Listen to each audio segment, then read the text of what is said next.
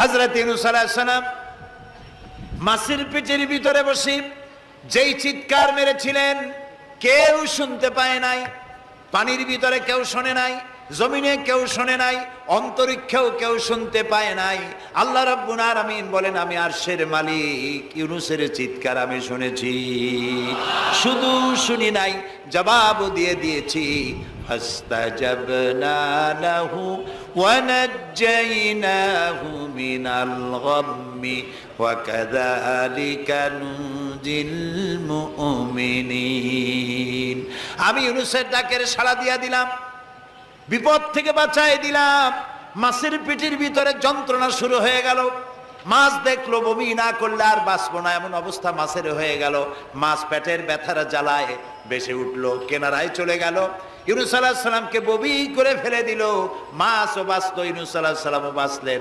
আল্লাহ তাআলা বলেন, শুধু ইউনূস রে নয়, ওয়া কাযালিকা নুনজিল মুমিনিন। আমার মুমিন বান্দারা যদি বিপদে পড়ে, এরকম বিপদে যদি পড়ে যায় আর আমারে যদি ডাকে, আমি আল্লাহ রাব্বুল আলামিন এই বিপদ থেকে, যত বড় বিপদ হোক, আমি আল্লাহ বাঁচায় দেব। তা আল্লাহ বিপদ থেকে বাঁচাবেন। পৃথিবীতে মুসলমানদের চাইতে শান্তিপ্রিয় আর কোনো জাতি নাই, হতে পারে না। আলহামদুলিল্লাহ বলেন। এখন আল্লাহ তাআলা বলছেন যে ফামান তাবিয়া হুদায়া ফালা খাউফুন আলাইহিম ওয়ালা হুম ইয়াহজানুন। প্রিয় ভাই, সব কোরআনের কথা বলতে গেলে রাতের পর রাত লেগে যায়, কারণ এক মহাসমুদ্র। এটা কি মহাসমুদ্র? কোরআন। এই কোরআন আল্লাহ তাআলা আমাদেরকে শুধু তেলাওয়াত করতে পাঠান নাই। আমাদের অভ্যাস হয়েছে যে খালি তেলাওয়াত করি, মুখস্থ করি। দেখেন না, রমজান মাস শেষ হয়ে গেলে পরে বন্ধু বান্ধব আত্মীয় স্বজন সব এক জায়গায় বসে বসে এক একজন গল্প করে, ভাই আমার পুত্রবধূ 13 খতম, আমার বউ 7 খতম, আমার নাতনি 11 খতম, আর আমি এমনি এমনি খতম হয়ে গেছি। প্রিয় ভাই সব, আপনারা বলেন, কোরআন শরীফকে এইভাবে শুধু খতম করার জন্য আসছে? আমি কিন্তু আপনাদের কোরআন শরীফ পড়া বা খতম করা নিষেধ করছি না। আমি উদ্দেশ্য বোঝাতে চাচ্ছি, আল্লাহ তাআলা এই কোরআনের জন্য নাজিল করেন নাই যে আমরা জ্বলবো আর পড়বো আর বুঝবো না।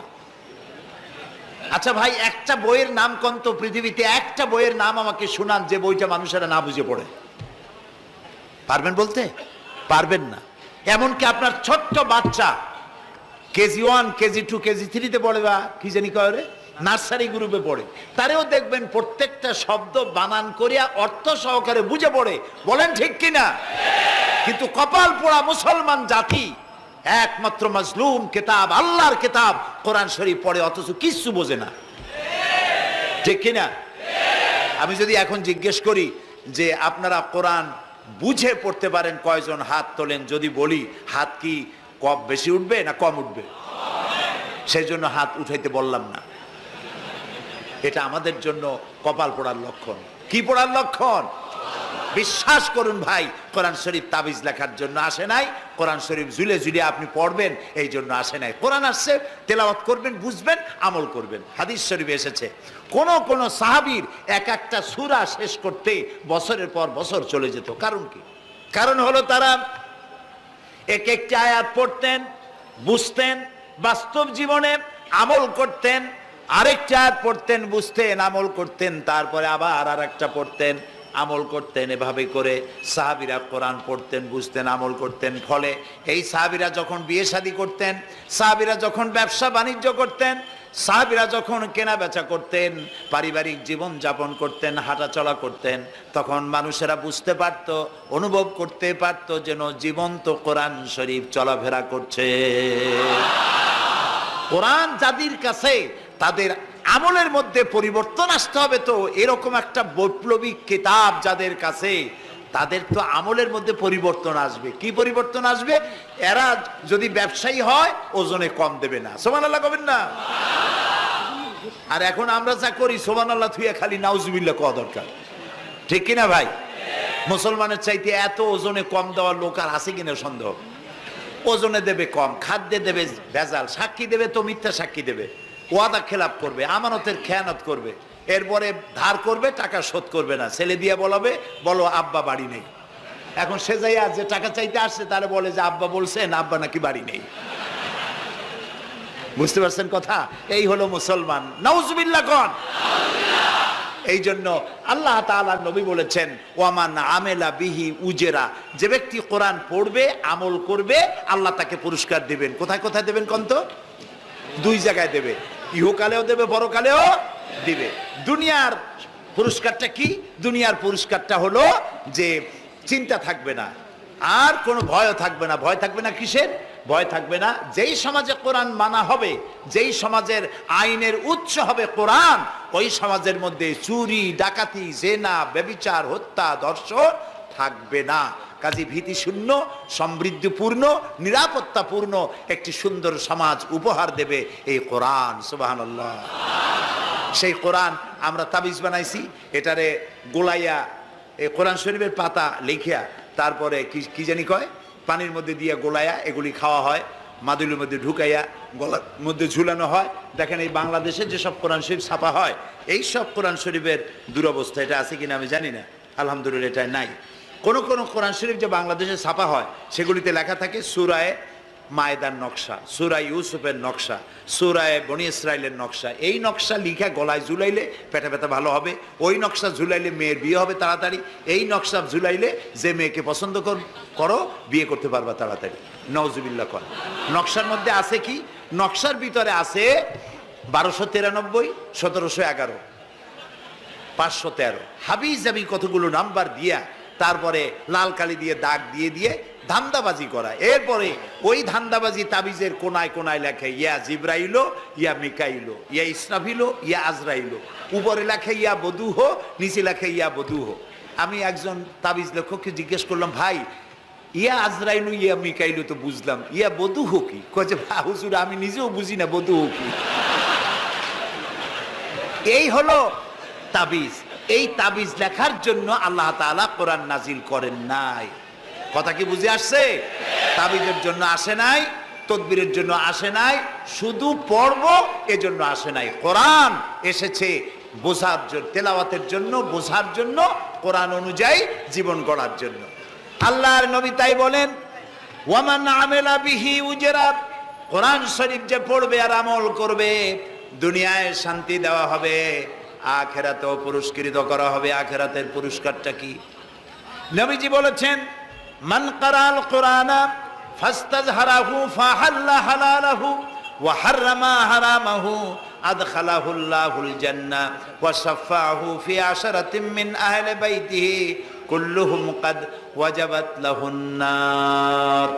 সাদাকান নবী সাল্লাল্লাহু আলাইহি ওয়াসাল্লাম। নবী করিম সাল্লাল্লাহু আলাইহি ওয়াসাল্লাম বলেছেন যে ব্যক্তি কোরআন পড়লো, বুঝলো, আর কোরআনের হালালকে হালাল জেনে চললো, হারাম থেকে বিরত থাকলো, আর কোরআনের আইনকে প্রতিষ্ঠিত করার আন্দোলনে শরীক হলো, সুবহানাল্লাহ গণ, এরকম লোককে আল্লাহ তাআলা কিয়ামতের দিন জান্নাত দান করবেন। সুবহানাল্লাহ। ওয়ামান আমেলা বিহি উজরা ওয়ামান হাকামা বিহি আদালা, এ কোরআন শরীফ দিয়ে যে বিচার করবে আল্লাহ তাআলা বলছেন সেই করবে কেবলমাত্র জাস্টিস, কিসত, জাস্টিস, ইনসাফ কায়েম করতে পারবে যে কোরআন দিয়ে বিচার ফয়সালা করবে। আমাদের দেশে এই যে কোর্ট কাছারি আদালত আছে, এই কোর্ট কাছারি আদালতগুলি কোরআন দিয়ে যদি বিচার করতেন সেটা ইনসাফ হতো। যেহেতু ইনসাফ, আল্লাহর চাইতে ইনসাফগার আর কেউ নাই। আছে কি বলেন? নাই। এখানে ধরুন একজন মানুষ যদি একজনের একটা ঠ্যাং ভাঙে ফেলাই দিল, তাহলে বিচার কি হবে? ব্রিটিশ ল যেটা আছে, বাংলাদেশ পেনাল কোড যেটা আছে, এই পেনাল কোডে বলা হবে যে সলিমউদ্দিন ঠ্যাং ভাঙছে বসিরউদ্দিন, যে ভাঙছে তার জন্য শাস্তি এই হবে 6 মাসের জেল, 2000 টাকা জরিমানা করে দিল। এখন আপনি বলেন বিচার মাফে কি দিয়া? ইনসাফের প্রতীক কি? ইনসাফের প্রতীক দাড়িপাল্লা। এই দাড়িপাল্লায় এখন আপনি ওজন দেন ইনসাফ। ঠ্যাং ভাঙছে কার? সলিমউদ্দিন, তার ভাঙ্গা ঠ্যাং এক পাশে থন এক পাল্লায়, আর বসিরউদ্দিন ভাঙছে ঠ্যাং, সেই কারণে তার 2000 টাকা জরিমানা আর 6 মাসের জেল আর এক পাল্লায় রাখেন। এবার দাড়ি ধরে টান দেন, সমান হবে? যদি 50,000 টাকা জরিমানা হয় আর 6 বছরের জেল হয় তাও কি সমান হবে? হবে না। সমান হবে কি হলে? সমান হবে ওই সলিমউদ্দিন ভাঙ্গা ঠ্যাং এক পাল্লায় দাও আর যে ভাঙছে তার নাম কি? বসিরউদ্দিন। সলিমউদ্দিন বসিরউদ্দিন কেউ যদি থাকেন রাগ করবেন না, আমি একটা দৃষ্টান্ত দিচ্ছি। এখন ওই বসিরউদ্দিন ভাঙ্গা তারও একটা ঠ্যাং ভাঙ্গিয়া যদি এই পাল্লায় রাখেন, এখন যদি টান দেন তাহলে সমান হবে কিনা বলে?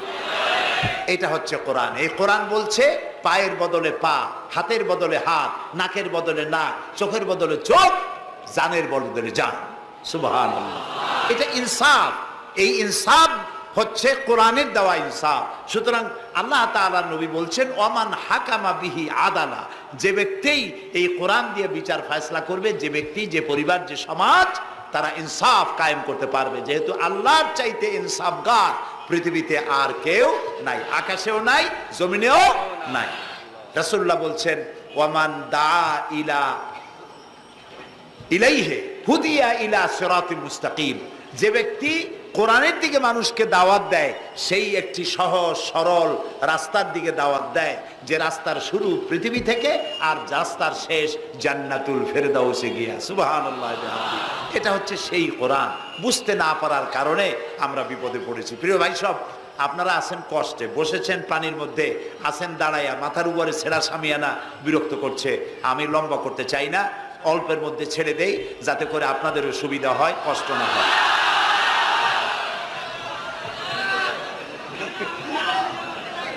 আমি না, তবুও আমি খুব লম্বা করব না, অল্পতে আমরা যাতে বুঝতে পারি এরকম একটু কথা আমি বলতে চাই, একটু বলি।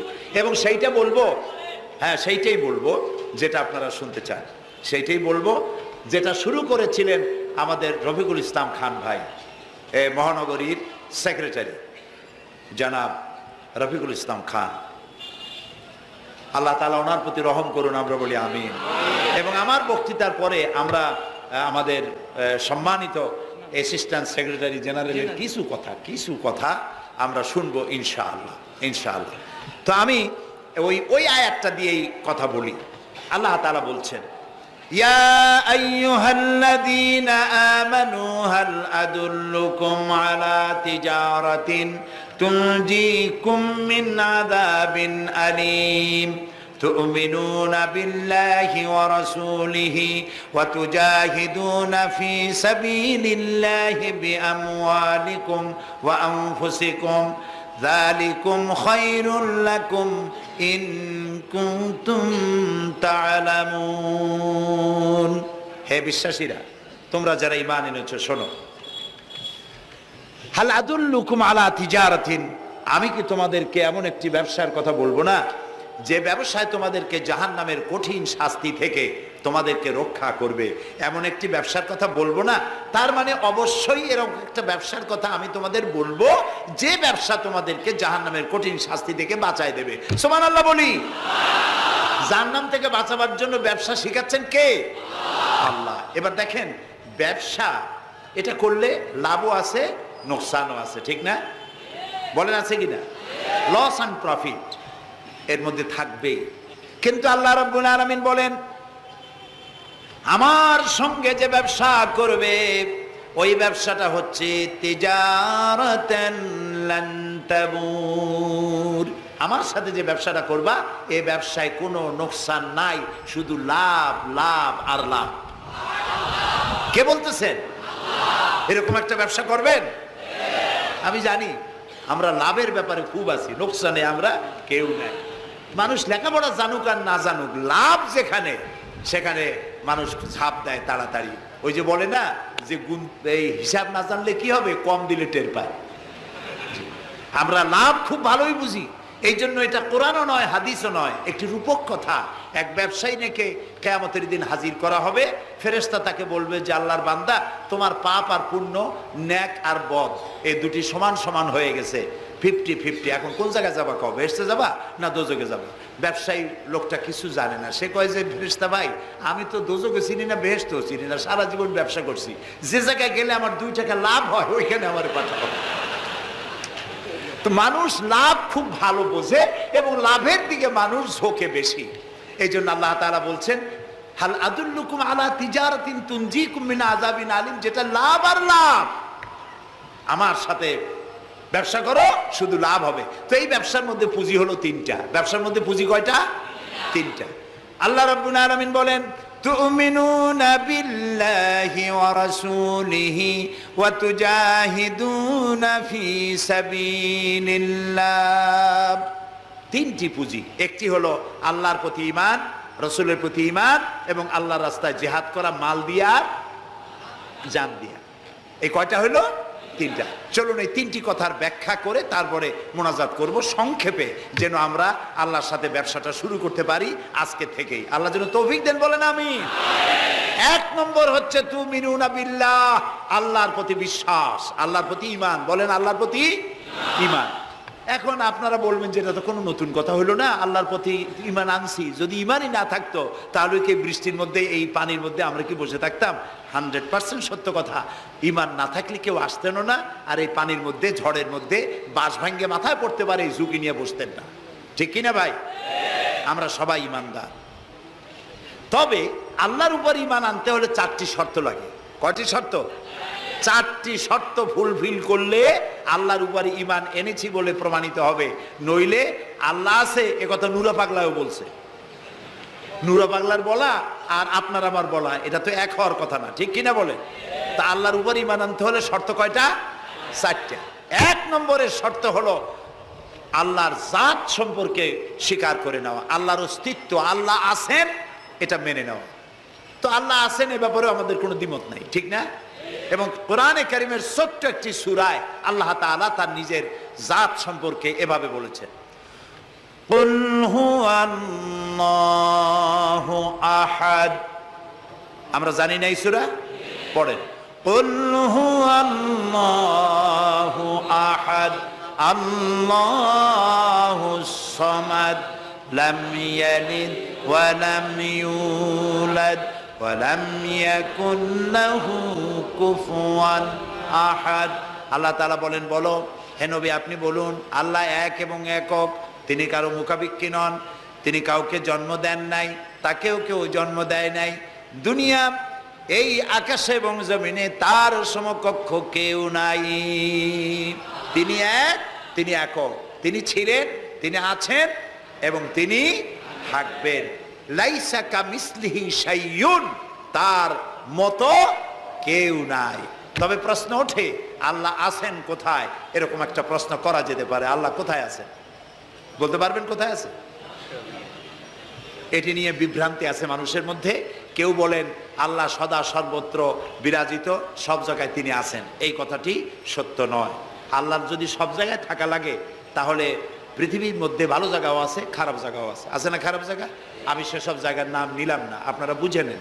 তাহলে আল্লাহ সব জায়গায় থাকলে এই কথা যদি সত্য হয় তাহলে এটি অত্যন্ত বেয়াদবিমূলক কথা, এ কথা ঠিক না। আল্লাহ আছেন কোথায়? আল্লাহ নিজেই বলছেন তিনি কোথায় আছেন। কোরআনে কারীমে রব্বুল আলামিন তিনি কোথায় আছেন একথা তিনি নিজেই বলে দিয়েছেন, আর রহমানু আলাল আরশিস তাওয়া। আল্লাহ তাআলা আরশের উপরে আছেন, সুবহানাল্লাহ ওয়া বিহামদিহি। এবং প্রত্যেক রাত্রে তিনি শেষ রাত্রে প্রথম আকাশে আসেন, নবী করিম সাল্লাল্লাহু আলাইহি সাল্লাম বলেছেন। প্রিয় ভাই সব, তো আল্লাহ তাআলা সদা সর্বত্র বিরাজমান যে কথাটা বলা হয় এটা আক্ষরিক অর্থে ওরকম না, এটা ব্যাখ্যা সাপেক্ষে কথা। আল্লাহ সদা সর্বত্র সব জায়গা সম্পর্কে ওয়াকিফাল, তিনি সব জানেন, সব দেখেন। তিনি সামিউন, তিনি বাসিরুন, তিনি দেখতে পান, তিনি শুনতে পান। আপনার আমার দেখার মধ্যে কোনো বাধা, প্রাচীর, অবস্ট্রাকশন কিছু একটা থাকতেই পারে, আল্লাহর দেখার মধ্যে কোনো বাধা নাই। অন্ধকার রাতেও দেখেন, কুয়াশাচ্ছন্ন হলেও দেখেন, মেঘের মধ্যেও দেখেন, তার দেখায় কোনো বাধা নাই, তার শোনায় কোনো বাধা নাই। এমন কি মহাসাগরের অতল তলদেশে ছোট্ট পাথরের গায়ে লাগানো একটি ছোট্ট পোকা, যাকে মাইক্রোস্কোপ যন্ত্র ছাড়া দেখা যায় না, এমন ছোট্ট সূক্ষ্ম একটি পোকাও যদি, ক্ষুদ্র একটি পোকাও যদি পেটের জ্বালায় অথবা ক্ষুধার জ্বালায় চিৎকার মারে, কেউ শুনতে পায় না। আরশের মালিক আল্লাহ রব্বুল আলামিন তা শুনতে পান। এ হচ্ছে আল্লাহ, তিনি সব শুনতে পান, সব দেখতে পান। তার জাত সম্পর্কে স্বীকার করে নেওয়া, মেনে নেওয়া, তিনি আছেন, তার শক্তি সহকারে তাকে মানা। আমরা যে কোনো জিনিস বিশ্বাস করি তার শক্তি সহকারে বিশ্বাস করি। বাতাসকে বিশ্বাস করি, প্রচণ্ড বেগে বয়ে গেলে আমাদের মাথার উপরে যা আছে ভেঙে চুরে সব শেষ করি ভালো, এভাবে বিশ্বাস করি। পানিকে বিশ্বাস করি, সে চুবায়ে মারতে পারে, ডুবায়ে মারতে পারে, পানি চুবানো ভিজানো এ শক্তি পানির আছে। আমরা আগুনকে বিশ্বাস করি, জ্বালিয়ে পুড়িয়ে ছাই করে দিতে পারে, এভাবে আগুনের শক্তি সহকারে বিশ্বাস করি। সাপকে বিশ্বাস করি, বাঘকে বিশ্বাস করি, দংশন করলে থাবা মারলে কাম সারা। পয়জনকে বিশ্বাস করি, খাইলে পরে মরে যেতে পারি, শক্তি সহকারে বিশ্বাস করি, ঠিক না? এখন আল্লাহরে বিশ্বাস করি, এই কথা শুধু বললেই হবে না, আল্লাহকে বিশ্বাস করতে হবে তার গুণ সহকারে। সেই জন্য 4টি শর্তের 1 নম্বর শর্ত হলো আল্লাহর অস্তিত্বকে মানা। 2 নম্বরের শর্ত হচ্ছে আল্লাহর গুণাবলীকে স্বীকার করা, মেনে নেওয়া। আল্লাহর গুণাবলী কি? কোরআন শরীফে আল্লাহর অনেকগুলি নাম আছে। আল্লাহ এ হচ্ছে ইসমে জাত। আল্লাহ এটা কি? ইসমে জাত, আসল নাম কি? আল্লাহ।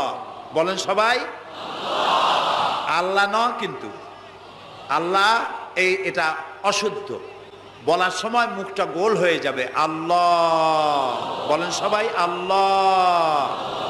কি মধুর নাম, সুবহানাল্লাহ, সুবহানাল্লাহ। আল্লাহ নিজেই বলেছেন ওয়ালাহুল আসমাউল হুসনা, আল্লাহ রয়েছে সুন্দর সুন্দর নাম।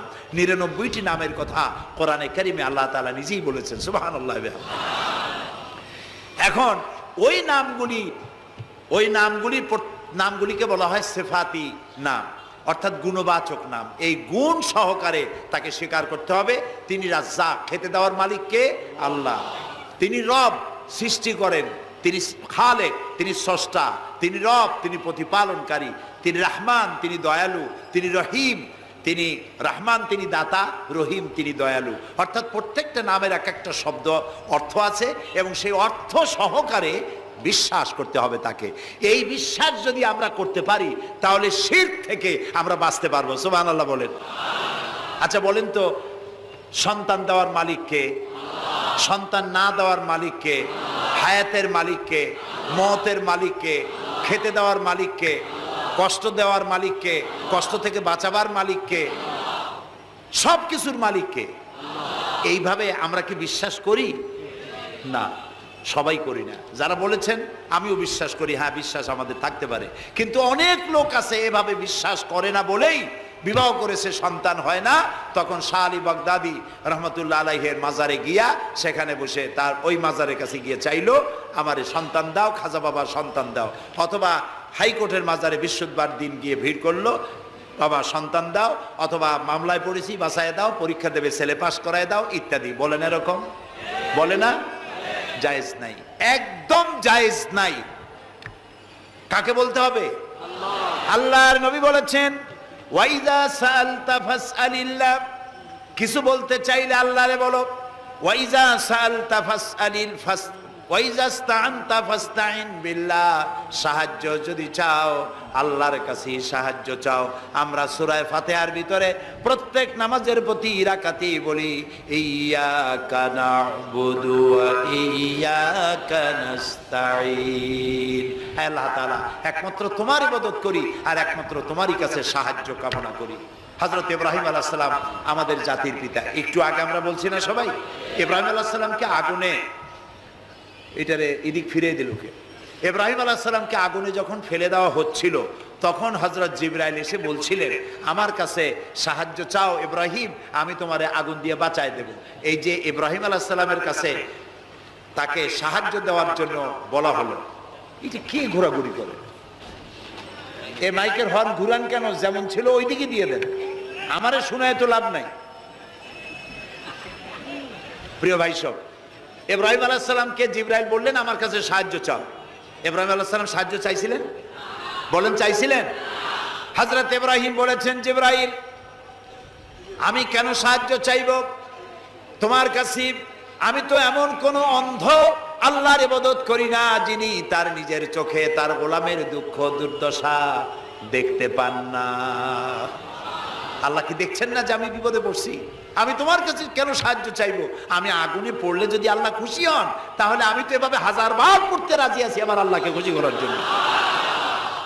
এটা হলো আল্লাহর প্রতি বিশ্বাস এবং আল্লাহর কাছে চাওয়া। চাইতে হবে কার কাছে? আমি বিপদে পড়ছি বলবো কারে? আমি অশান্তিতে আছি বলবো কারে? আমার অভাব আছে বলবো কারে? সব অবস্থায় আল্লাহকে বলতে হবে। দেখুন আমাদের জাতির পিতা ইব্রাহিম আলাইহিস সালামের কথা এ কোরআন শরীফে আল্লাহ তাআলা বলে দিয়েছেন। তিনি কি বলেছেন? হযরত ইব্রাহিম বলেছেন, আল্লাযী হুয়া ইউতঈমুনি ওয়া ইয়াসকিন। আমি যখন ক্ষুধার্ত হই আল্লাহ আমারে খাওয়ান, আমি যখন তৃষ্ণার্ত হই আল্লাহ আমারে পান করান।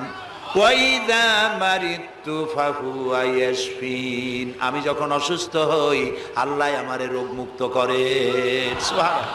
আইয়ুব আলাইহিস সালাম 18 বছর রোগ ভোগ করলেন, কষ্ট পাইলেন, তিনি সাহায্য কার কাছে চাইছিলেন? ইউনূস আলাইহিস সালামের মতো বিপদে এই পৃথিবীর কোন মানুষ এত বড় বিপদে পড়ে নাই। মাছে তারে গিলে ফেলল, পানির অতল তলদেশে মাছ চলে গেল, মাছের পেটে দরজা নাই, জানালা নাই, ভেন্টিলেটর নাই, মাথা গলাইয়া কোন রকম বাইর হবে এমন কোনো পথ নাই, বাঁচার কোনো উপায় নাই। হযরত ইউনূস আলাইহিস সালাম যখন মাছের পেটের ভিতরে এই বিরাট বিপদে পড়ে গেলেন, হযরত ইউনূস আলাইহিস সালাম সাহায্য কার কাছে চেয়েছিলেন বলুন? তিনি বললেন, আল্লাহ তাআলা তার ঘটনা কোরআন শরীফের মধ্যে এভাবে বর্ণনা করেছেন, ওয়াযান্নুন ইয যাহাবা মুগাদিবান ফাযান্না আন লান নাকদিরা আলাইহি ফানাদা ফিয যুলুমাতি আন লা ইলাহা ইল্লা আনতা সুবহানাকা ইন্নী কুনতু মিনাজ জালিমিন। আল্লাহ শোনাচ্ছেন, ও পৃথিবীর মানুষেরা শোনো, ইউনূসকে যখন মাছে গিলে ফেললো সে তখন ত্রিবিধ ফানাদা ফি যুলুমাত জমায় কাসির, ত্রিবিধ অন্ধকারের ভেতর থেকে তিনি চিৎকার মারলেন। রাতের অন্ধকার, মাছের পেটের অন্ধকার, পানির অন্ধকার, এই ত্রিবিধ অন্ধকারের মধ্য থেকে ইউনূস আলাইহিস সালাম চিৎকার মারলেন, লা ইলাহা ইল্লা আনতা। আয় আল্লাহ, তুমি ছাড়া কোনো ইলাহা নাই, সুবহানাকা, আমি তোমার প্রশংসা করছি। আয় আল্লাহ তাআলা, আমি আমার নফসের উপরে জুলম করেছি, আমার উপরে আমি জুলম করেছি। আল্লাহ তাআলা এই চিৎকার শুনেছিলেন? শুনেছেন? হযরত ইউনূস আলাইহিস সালাম মাছের পেটের ভিতরে বসে যেই চিৎকার মেরেছিলেন কেউ শুনতে পায় নাই। পানির ভিতরে কেউ শোনে নাই, জমিনে কেউ শোনে নাই, অন্তরিক্ষেও কেউ শুনতে পায় নাই। আল্লাহ রাব্বুল আলামিন বলেন, আমি আরশের মালিক, ইউনূসের চিৎকার আমি শুনেছি। শুধু শুনি নাই, জবাবও দিয়ে দিয়েছি। ফাস্তাজাবনা লাহু ওয়া নাজ্জাইনাহু মিনাল গাম্মি ওয়া কাযালিকা নুনজিল মুমিনিন। আমি ইউনূসের ডাকের সাড়া দিয়া দিলাম, বিপদ থেকে বাঁচাই দিলাম। মাছের পেটের ভিতরে যন্ত্রণা শুরু হয়ে গেল, মাছ দেখলো বমি না করলে আর বাঁচবো না এমন অবস্থা মাছের হয়ে গেল। মাছ পেটের ব্যথার জ্বালায় বেসে উঠলো, কেনারায় চলে গেল। ইউনূস আলাইহিস সালামকে বমি করে ফেলে দিল, মাছও বাঁচলো, ইউনূস আলাইহিস সালামও বাঁচলেন। আল্লাহ তাআলা বলেন, শুধু ইউনূস রে নয়, ওয়া কাযালিকা নুনজিল মুমিনিন। আমার মুমিন বান্দারা যদি বিপদে পড়ে, এরকম বিপদে যদি পড়ে যায় আর আমারে যদি ডাকে, আমি আল্লাহ রব্বুল আলামিন এই বিপদ থেকে, যত বড় বিপদ হোক, আমি আল্লাহ বাঁচায়ে দেব। তা আল্লাহ বিপদ থেকে বাঁচাবেন। আর আমি মুসলমান বিপদে পড়েছি, মাজারে গিয়া চাইলাম, নাউযুবিল্লাহ। বিশ্বাস করুন ভাই, বিশ্বাস করুন, কবরের ভিতরে যিনি শুয়ে আছেন, যত বড় পীর হোক, যত বড় খাজা বাবা হোক,